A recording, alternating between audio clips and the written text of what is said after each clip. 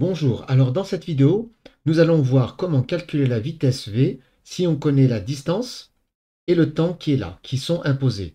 Et ensuite, on se posera la question, quelle est alors l'unité de la vitesse qu'on nous propose?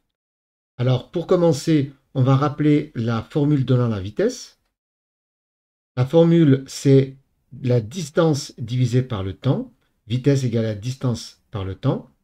Ensuite, on va appliquer les valeurs qui sont données dans l'énoncé. Je vous conseille de mettre les unités dans le calcul.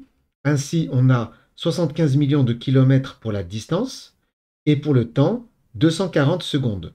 On effectue le calcul 75 millions divisé par 240, on trouve 312 500 et ensuite se pose la question, quelle est l'unité?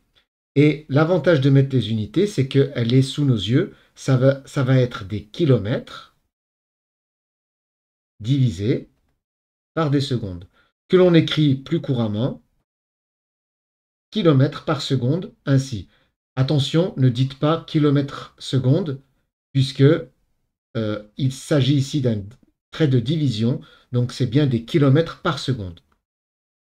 Ensuite, kilomètres par seconde, si on veut les mettre en mètres par seconde, on va utiliser encore la technique des unités, qui est la suivante. On écrit ainsi 312 et on va remplacer le kilomètre qui est là. On sait que 1 kilomètre, c'est 1000 mètres. Et ici, comme il y a un nombre et un nombre, quand il n'y a rien, ça veut dire on les multiplie.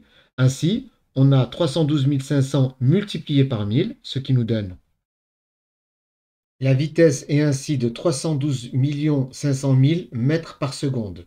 On a ainsi converti des kilomètres par seconde en mètres par seconde. Voilà, j'espère que cette vidéo t'a plu. N'hésite pas à mettre un pouce vers le haut pour m'encourager à poursuivre, à t'abonner si ce n'est pas déjà fait, et à activer la cloche pour être informé des nouvelles vidéos. Allez, bon courage!